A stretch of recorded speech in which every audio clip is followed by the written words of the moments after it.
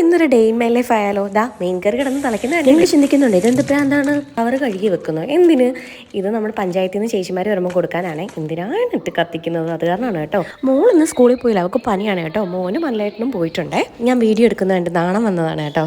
പിന്നെ ഇത് എൻ്റെ കുഞ്ഞു ബാൽക്കണിയിലെ കുഞ്ഞു ഗാർഡൻ ആണ് കേട്ടോ. ഇതിൽ പകുതി മുക്കാലും ഉണങ്ങി ഇരിക്കുകയാണ്. ഇവിടെ ഗാർഡനും കണ്ട് നിന്നാൽ മതിയോ? നമുക്ക് ജോലിയുണ്ട്, ബാ കൊച്ചിന് ചോറ് കൊടുക്കണം. ഈ ജോലി ചെയ്തുകൊണ്ടിരിക്കുമ്പോഴാണ് കേട്ടോ ഞാൻ ഫോൺ വിളിയും കാര്യങ്ങളും ഒക്കെ നടത്തുന്നത്. വീട്ടിൽ നിന്ന് അമ്മയാണ് കേട്ടോ വിളിക്കുന്നത്. ഇന്നത്തെ സ്പെഷ്യൽ ചീനിയും മീനുമാണ് കേട്ടോ.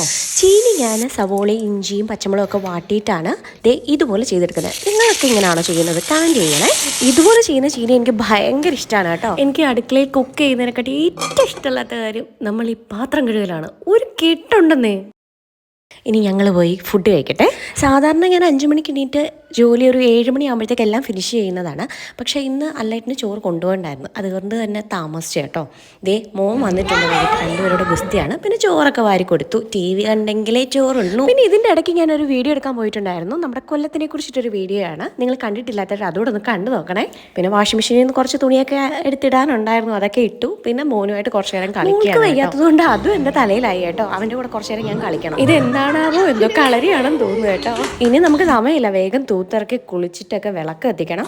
അപ്പം അതിൻ്റെ കൂടെ തന്നെ വേസ്റ്റ് കത്തിക്കാനും പോകണം. അപ്പം നമ്മളിവിടെ പുറത്ത് കൊണ്ടുപോയിട്ടാണ് വേസ്റ്റ് കത്തിക്കുന്നത്. മൊത്തം കരിയിൽ കയറി കിടക്കുന്ന കാരണം നല്ല പാമ്പുണ്ടോന്നൊക്കെ നോക്കിയിട്ട് വേണം അങ്ങോട്ട് ഇറങ്ങാൻ.